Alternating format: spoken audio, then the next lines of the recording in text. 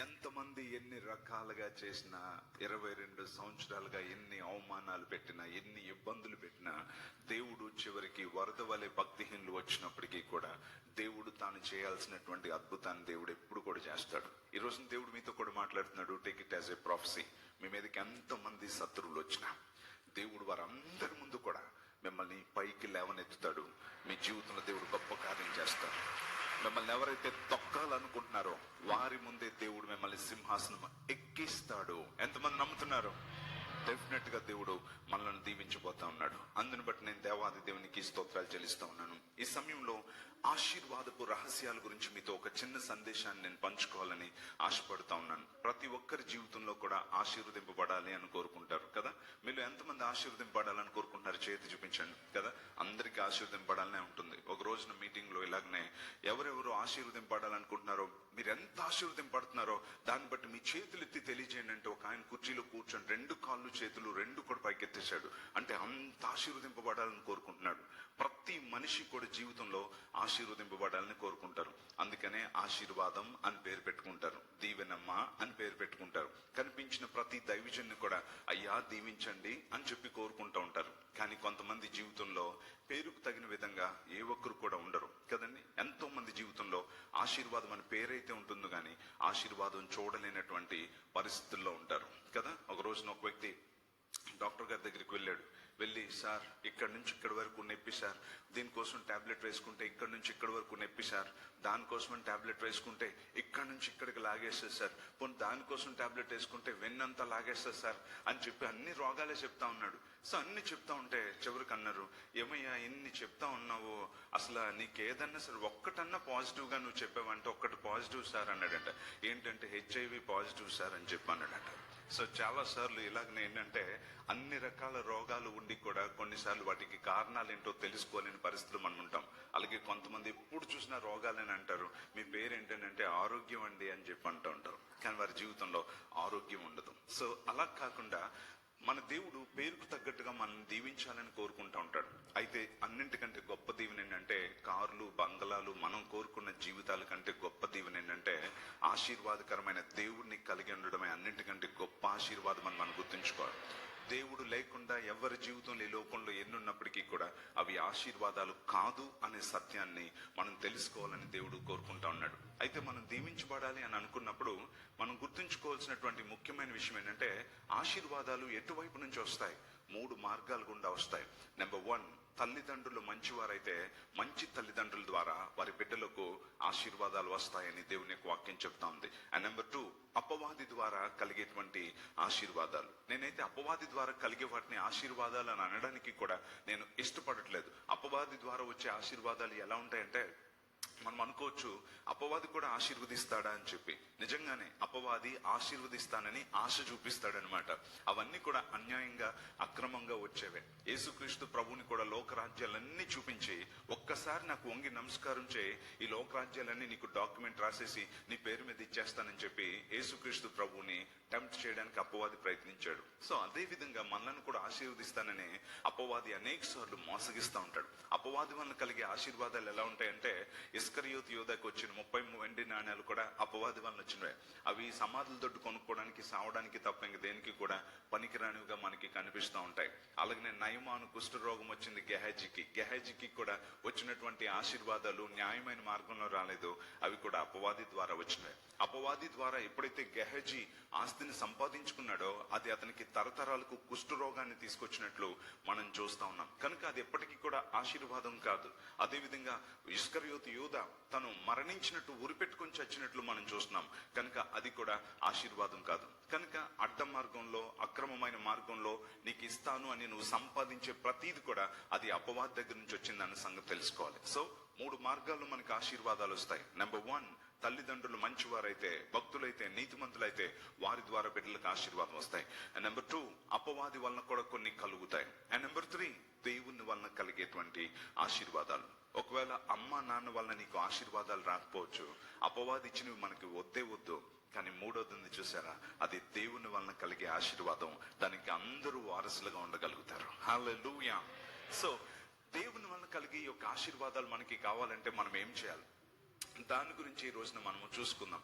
ఆశీర్వాదం యొక్క రహస్యాలు మనం చూసుకుందాం. ఎందుకు ఈ మాట నేను చెప్తున్నానంటే, నేను దేవుని సేవలోకి వచ్చిన కొత్తలో నేను ఎప్పుడు కూడా కోరుకునేవాడిని, ప్రభువా నేను అంటూ దీవించబడాలంటే నీ వల్ల నేను ఆశీర్వదింపబడాలి ప్రభువా, నేను పలానా వారి వలన గొప్పవాడిని అయ్యానని ఏ ఒక్కరూ నా గురించి చెప్పకూడదు ప్రభువా అని చెప్పి నేను ఎప్పుడు ఏడుస్తూ ఉండేవాడిని. ఎందుకంటే మనుషుల దగ్గర డబ్బులుంటే ఒకలా చూస్తారు, డబ్బులు లేకపోతే, ధనం లేకపోతే ఒకలా చూస్తూ ఉంటారు. మనకి ఎప్పుడైతే ఏమీ లేదో అప్పుడు మనకు అర్థమవుతుంది మనం నిజంగా ఎవరు ప్రేమిస్తున్నారో, ఎవరు అవమానపరుస్తున్నారో.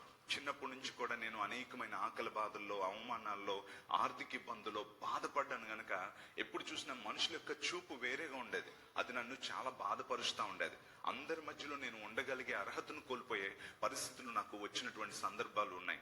అందుకోసమని ఎప్పుడు చూసినా దేవుని సేవకు రావాలంటే నేను అందరిలాగా అడుక్కుంటున్నాను అన్నటువంటి స్థితి నాకు రాకూడదు ప్రభా. ఫస్ట్ వీక్ లో పాస్టర్ గారు ఇంటికి విజిట్ చేస్తూ ఉంటారు, ఎందుకంటే మొదటి వారంలో జీతాలు వస్తాయి కాబట్టి కానుకలు ఇస్తారని పాస్టర్ గారు వెళ్తారని చాలా మంది మాట్లాడుతుంటే నేను వినేవాడిని. అందుకని నాకు చిన్నప్పుడు నేను స్కూల్కి వెళ్ళి వస్తున్నప్పుడు కానీ, కాలేజ్కి వెళ్తున్నప్పుడు కానీ నేనేం బాధపడేవాడిని అంటే, నా గురించి ఎవరు అలా అనుకోకూడదు ప్రభా. ఫస్ట్ వీక్ లో నేను ఏ ఇంటిని గృహ దర్శనం చేయకూడదు, ఈ పాస్టర్ గారు చాలు ఫస్ట్ వీక్ అయితే చాలు ఇంటికి వచ్చేస్తాడు, కానుకల కోసం వచ్చేస్తాడు అన్న మాటలు నాకు వినబడకూడదు ప్రభు అని చెప్పి ఎప్పుడు నేను బాధపడుతూ ఉండేవాడిని. చాలా మంది సేవకులు కూడా పూట గడవని పరిస్థితుల్లో కొంతమంది, అందరి గురించి అంటలేదు, వారు ఎప్పుడు చూసినా సరే ఇంటికి వచ్చి కానుకల గురించే మాట్లాడుతూ ఉండేవారిని. ఎప్పుడు చూసినా దాని గురించే మాట్లాడుతున్నప్పుడు వాళ్ళ గురించి హీనంగా మాట్లాడుతూ ఉంటే, ఒక దైవజనుడని గౌరవం కూడా లేకుండా ఇతని గురించి ఇలా మాట్లాడుతున్నాడు అని చెప్పి దాని గురించి కూడా చాలా బాధపడుతూ ఉండేవాడిని.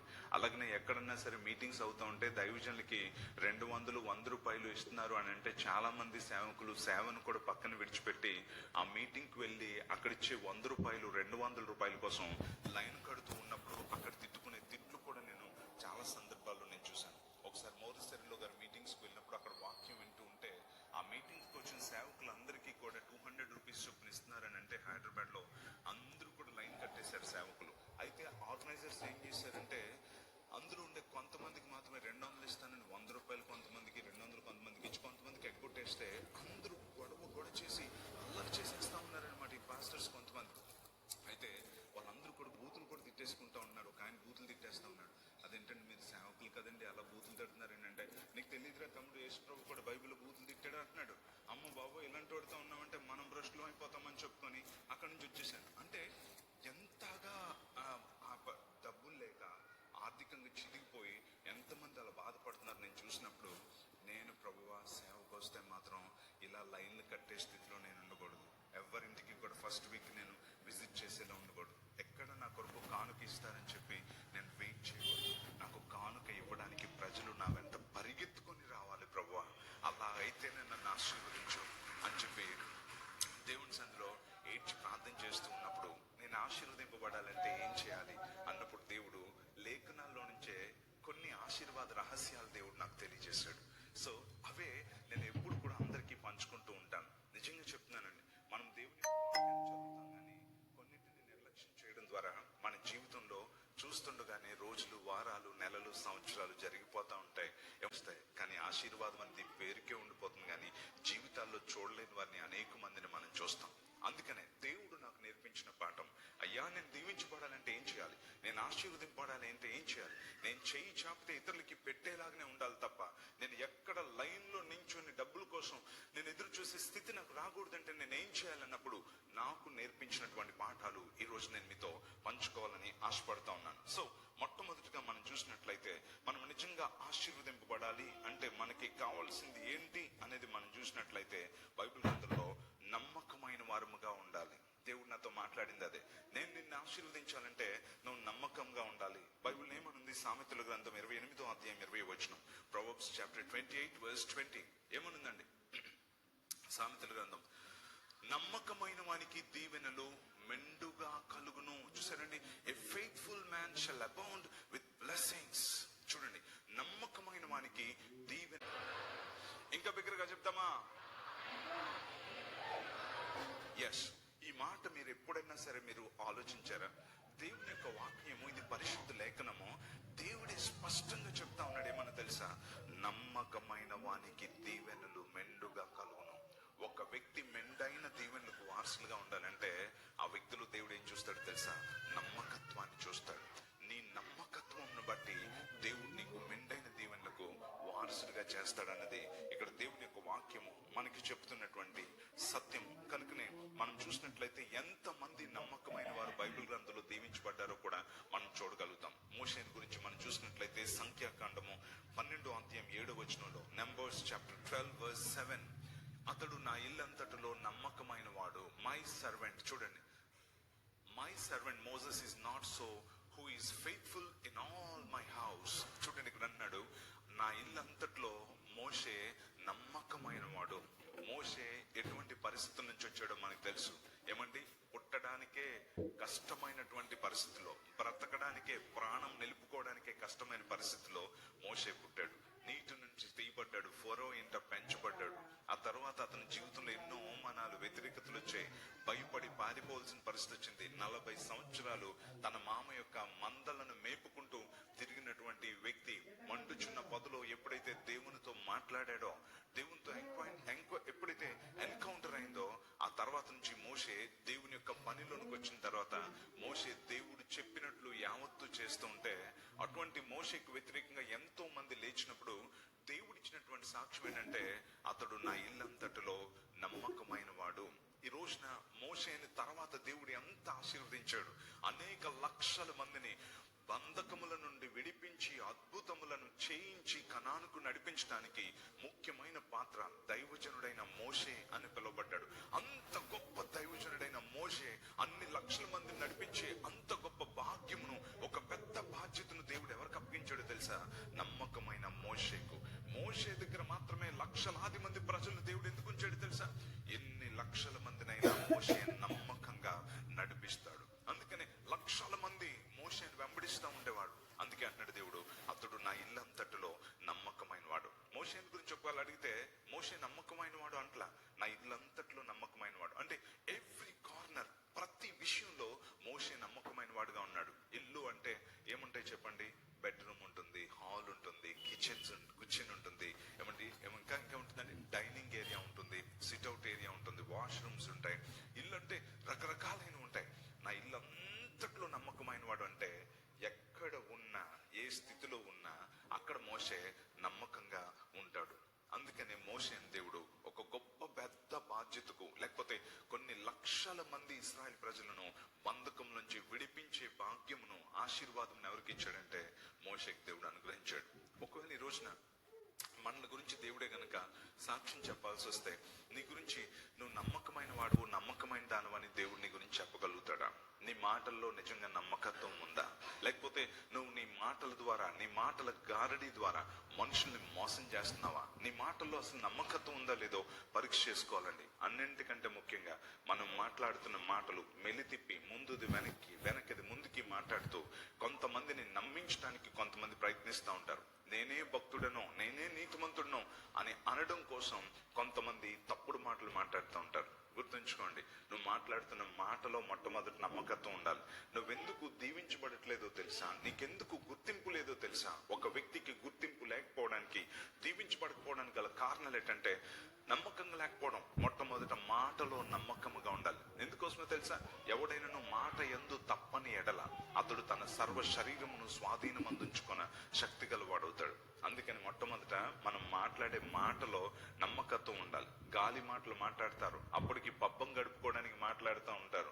ఏమండి, ఇతరుల ఔన్నత్యం నుంచి పడగొట్టడం కోసం మాట్లాడుతూ ఉంటారు. నిన్ను గనక 10 మంది ముందు నిలవబెట్టితే గనక అప్పుడు నీ మాటలు, నువ్వు చేసిన అసలైన సంగతులు బయటకు వస్తాయి.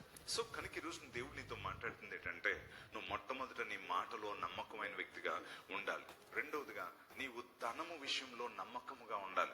నువ్వు ఎక్కడైతే పని చేస్తా ఉన్నావో అక్కడ ప్రతి రూపాయి విషయంలో కూడా నువ్వు నమ్మకంగా ఉండాలి. ఒక్క రూపాయి కోసం నువ్వు కక్కుర్తి పడితే నీ జీవితం అంతా కూడా దారిద్ర్యాన్ని అనుభవించాల్సి వస్తుంది. కానీ నువ్వు ప్రతి రూపాయిలో కూడా నువ్వు నమ్మకంగా ఎప్పుడైతే ఉంటావో, నువ్వు అతి నీచమైన స్థితి నుంచి అతి ఉన్నతమైన స్థితికి నువ్వు నడిపింపబడతావు. ఒక వ్యక్తిని దీవించబడాలి అని దేవుడు కోరుకుంటే ఆ వ్యక్తిలో దేవుడు నమ్మకత్వాన్ని చూస్తాడు. నువ్వు ఒక ఇంట్లో పనిచేసే వ్యక్తి అయితే నువ్వు నమ్మకంగా పని చేయాలి. దేవుడు చూస్తున్నాడు అన్నంత నమ్మకంగా నువ్వు పని చేయడం అనేది నువ్వు నేర్చుకోవాలి. నీ నీ ధనం విషయంలో నువ్వు నమ్మకంగా ఉండాలి. నీ చేతికి ఎవరైనా ధనాన్ని అప్పగిస్తే ఆ ధనాన్ని నువ్వు ఖర్చు పెట్టి తిరిగి నీ యజమానికి నువ్వు పైసాతో అప్పగించే దాంట్లో నువ్వు నమ్మకంగా ఉన్నావో లేదో నువ్వు చూసుకోవాలి. ధనం విషయంలో మొట్టమొదట నోటి విషయంలో నమ్మకంగా ఉండాలి. రెండవదిగా ధనం విషయంలో నమ్మకంగా ఉన్నావో లేదో నువ్వు తప్పనిసరిగా పరీక్ష చేసుకోవాలి. మూడవదిగా నీ యొక్క భాగస్వామి విషయంలో నువ్వు నమ్మకంగా ఉన్నావో లేదో నువ్వు పరీక్ష చేసుకోవాలి. చాలా మంది జీవితంలో ధనం విషయంలో నమ్మకంగా ఉంటే భాగస్వామి విషయంలో నమ్మకంగా ఉండరు, భాగస్వామి విషయంలో నమ్మకంగా ఉంటే ధనం విషయంలో నమ్మకంగా ఉండరు. కొంతమంది ధనము భాగస్వామి విషయంలో నమ్మకంగా ఉంటే మాటలో నమ్మకంగా ఉండరు. అందుకే మోషే నా ఇల్లంతట్లో నమ్మకమైన వాడు అంటున్నాడు. అంటే every corner, bedrooms, bathrooms, dining hall, what ever, kitchen, ఎక్కడైనా సరే అతను నమ్మకంగా ఉన్నాడు. సో అలాగనే మనము కూడా ప్రతి విషయంలో నమ్మకంగా ఉన్నప్పుడే మన మీద దీవెనల వాన కురుస్తుంది. అందుకే ఎప్పటికప్పుడు భయపడతా ఉండాలి. కొంతమంది ఏంటంటే 100 రూపాయల కోసం కక్కుర్తిపడి కోట్లాది రూపాయల దీవెనను మిస్ అయిపోయిన వారిని అనేక మందిని మనం చూస్తాం. అందుకని ధనం విషయంలో నమ్మకంగా ఉండాలి, అలాగే భాగస్వామి విషయంలో కూడా నమ్మకంగా ఉండాలి. నువ్వు ఏదైనా వ్యాపారం చేస్తా ఉంటే ఆ వ్యాపారంలో నువ్వు చాలా నమ్మకంగా ఉండాలి. దొంగ త్రాసు యెహోవాకు హేయము అని వాక్యం చెప్తాం. ఎంతమంది దొంగ త్రాసులు ఉపయోగిస్తూ ఉంటారు. ఎప్పటికీ అలాగ రోడ్డు మీదే ఉండిపోయే పరిస్థితి వాళ్ళకి వచ్చేస్తూ ఉంటారు. మీరు ఎప్పుడైనా సరే పేపర్లు అమ్మే వారిని చూసారా? మీరు పాత పేపర్లు కొంటామని చెప్పుకుంటా వస్తూ ఉంటారు. వాళ్ళకి మనము వెయిట్ ఇచ్చేటప్పుడు వాళ్ళు ఏం చేస్తారు తెలుసు? ఇప్పుడు వస్తున్నారో లేదో నాకు తెలియదు. ఒకప్పుడు ఒక 10 సంవత్సరాల క్రితం అయితే ఎక్కువ పేపర్ చదువుతూ ఉండేవారు కాబట్టి అందరి ఇంట్లో న్యూస్ పేపర్ ఉండేది. అందరూ కూడా అవి అమ్ముతూ ఉండేవారు నెలకు ఒకసారి. ఆ తక్కిట చాలా విచిత్రంగా ఉంటుంది అందులో కదా. అతను వేసి ఏం చేస్తాడంటే ఇలా పట్టుకొని వేలుతో నొక్కుతూ ఉంటాడు అనమాట. మనం 3 కేజీల పేపర్లు వేస్తే అప్పుడు 1 కేజీకి తూగుతుంది అనమాట. సో 3 కేజీల పేపర్ నొక్కుతానే ఉంటాడు. లాస్ట్ కి అప్పుడు 3 కేజీలు కేజీ కింద తీసుకుంటూ ఉంటాడు. అందుకనే ఎప్పుడు చూసినా సరే పాత పేపర్లు కొంతాం అనుకుంటూ తిరగాల్సి వస్తుంది. కారణం ఏంటో తెలుసా? నమ్మకత్వం లేకపోవడం. సో మన జీవితంలో మనం చేసే వ్యాపారంలో నమ్మకత్వం అనేది ఉండాలి. ఎప్పుడు కూడా అది మనం గుర్తుంచుకోవాలి. మన ఆఫీస్లో మనం నమ్మకంగా ఉండాలి. మనకి ఇవ్వబడిన బాధ్యతలో మనం నమ్మకంగా ఉండాలి.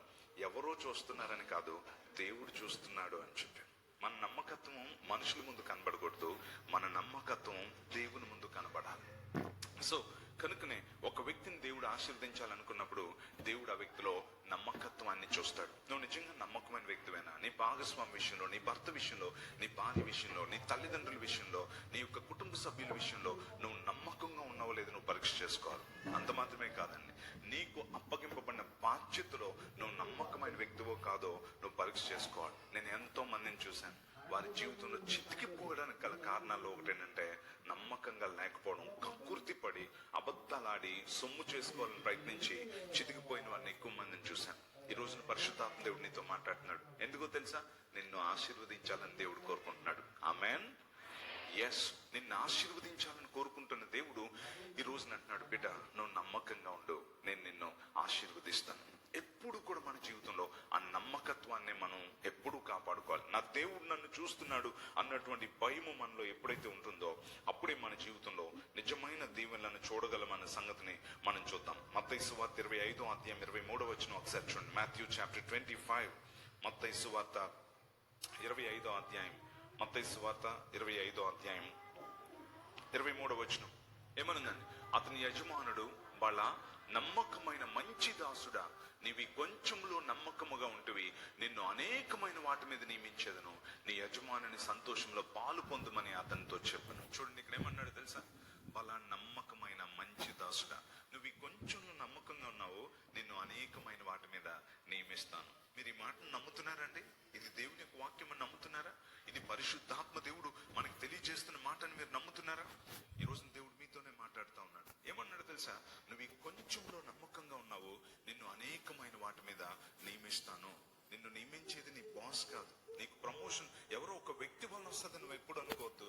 నీ దేవుని వలన మాత్రమే నీకు హెచ్చింపు అనేది కలుగుతుంది. అందుకే అన్నాడు, ఈ కొద్ది వాటిలో కూడా నువ్వు నమ్మకం ఉన్నావు. అయ్యా నాకు 1000 రూపాయలు వచ్చింది, అప్పుడు నువ్వు నమ్మకంగా ఉన్నప్పుడు దేవుడు ఏం చేస్తాడంటే నిన్ను అనేకమైన వాటి మీద నియమిస్తాడు. ఒక వ్యక్తి ఆశీర్వదింపబడుతున్నప్పుడు, ఒక వ్యక్తి హెచ్చింపబడుతున్నప్పుడు నువ్వు గుర్తుంచుకోవాల్సింది ఏంటంటే నీవు చూడలేని నమ్మకత్వం దేవుడు ఆ వ్యక్తిలో చూశాడు. నువ్వు చూడలేని మంచితనం దేవుడు ఆ వ్యక్తిలో చూశాడు. అందుకే ఆ వ్యక్తి వర్ధిల్లుతున్నాడు అనే సంగతి తెలుసుకోవాలి తప్ప వాళ్ళ మీద పడి ఏడకూడదు. చాలా మంది ఏడుస్తూ ఉంటారు అనమాట, వాళ్ళు ఏదో మాయ పని చేశారు, దొంగ పనులు చేశారు, అందుకే వృద్ధి చెందారు అని. అది ఎప్పుడు ఆశీర్వాదం కాదండి. నేను ఇందాక చెప్పాను, మాయ పనులు, దొంగ పనులు, అన్యాయాలు చేసి ఒక వ్యక్తి గొప్పవాడైతే ఆ వ్యక్తికి మనశ్శాంతి ఉండదు, నిద్ర పట్టదు. అదెప్పుడు రక్తపు పొలము కొనడానికి మాత్రమే, అదెప్పుడు కుష్టును సంపాదించుకోవడానికి మాత్రమే పనికొస్తుంది. దేవుని వలన కలుగు ఆశీర్వాదము ఎప్పుడు కూడా సమాధానకరమైంది